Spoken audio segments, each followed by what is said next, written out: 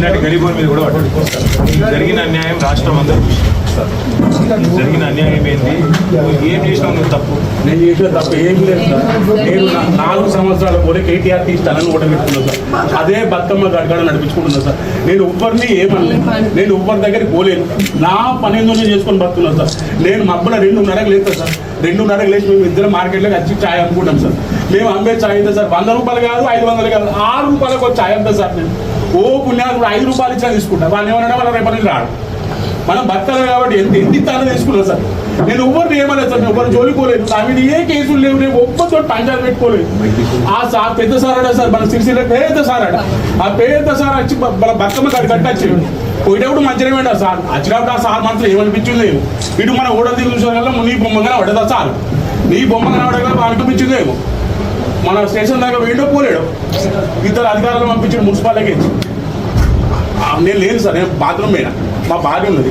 మా భార్యకి చెప్పినాడు, అమ్మ మీరు ఓటర్ బంద్ చేయండి, మీకు లైసెన్స్. ఎందుకని అడిగినాం సార్. మేము ఎందుకని అడిగితే ఏం చెప్పలేదు. ఎన్నిసార్లు అడిగినా ఏం చెప్పలేదు.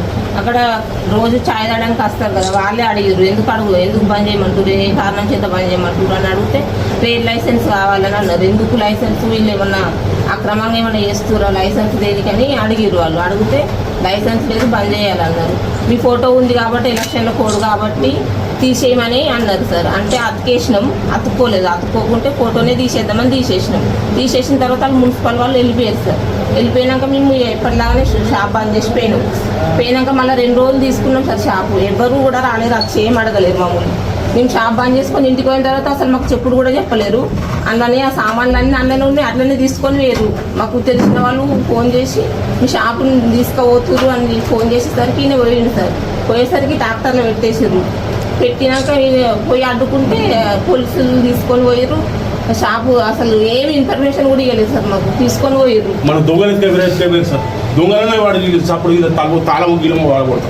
వీళ్ళు అట్లా కూడా వాళ్ళ కొట్టిన మొత్తం ఎత్తుకొని పీకర్ ఏం లేకుండా అన్ని తీసుకొని మరొక సామాన్ వీడు 8వ తరగతి చదువుతుంది సార్, వీడు 6వ తరగతి చదువుతుంది సార్. మా ఓడించుకుంటుంది గీత ఒక పని చేద్దాం సార్. నేనేమన్నా మీకు ఆ రోజు కూడా ఫోన్లో చెప్పినా మళ్ళీ సార్.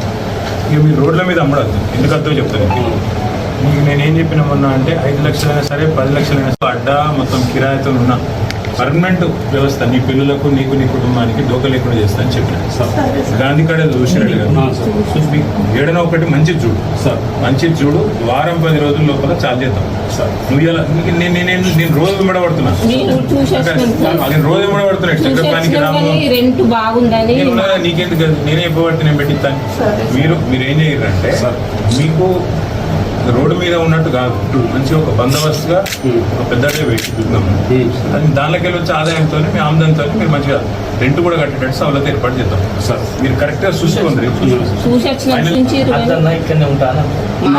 నా ఆలోచన ఏంటంటే నేను చిన్నప్పటి నుంచి మార్కెట్లో కరెక్ట్ కానీ ఇప్పుడు పిల్లలు పెరుగుతారు, నెక్స్ట్ లెవెల్ పోవద్దా? పోవాలి సార్. మరి అందుకే మంచిగా చూడు సార్. పెట్టుబడి పెట్టి నేను పెట్టిస్తాను, నీకెచ్చిన బాధ నువ్వు ఆ గాంధీ కాడ చూడు సార్, మంచిగా చూడు, మంచిగా ఇంతజాం చేద్దాం. చేసినాక దాంతో నుంచి ఆమ్దంతో నువ్వు అన్ని నడిపించుకోవచ్చు సార్. నీకు ఎంత వస్తుంది ఇదివరకు నెలకు? నాకు 15-20 దాకా వస్తాయి సార్. నువ్వు కరెక్ట్గా నడిపావు అనుకో సార్, 30,000 40,000 దాకా సంపాదించవచ్చు. కరెక్ట్గా మంచిగా మనం చేసుకుంటే సార్. అర్థమైంది. దానికి వెళ్ళి 14,000 10,000 13,000 రెంట్ పోయినా మళ్ళీ ఇంటికి 27,000 తీసుకొని పోవచ్చు. ఆ పని నువ్వు సరిగ్గా చూసుకో. ఇంతజాం మొత్తం నేను చేస్తా చేసి నేనే వచ్చి నీ బంక్ చేసుకోవాలి. అడ్వాన్స్ అంతా నేను పంపిస్తాను సార్. ఇక నువ్వు వారం రోజుల లోపల చాలు కావాలి సార్. అదే కాకుండా ఇంక వేరే కాడ నీ ఇష్టం సార్, నువ్వు ఏడ పెట్టుకుంటావు అదే ఇదే కాదు. నీకు ఏడంటే ఆడ పెట్టుకో, నీకు ఏడైనా సరే ఏడైనా సరే కానీ పూర్తి స్థాయిలో మళ్ళీ ఎవడు ముట్టకుండా కావాలి. ఎవడు నా మీద కోపంతో నీ మీద పడద్దు ఎవడు.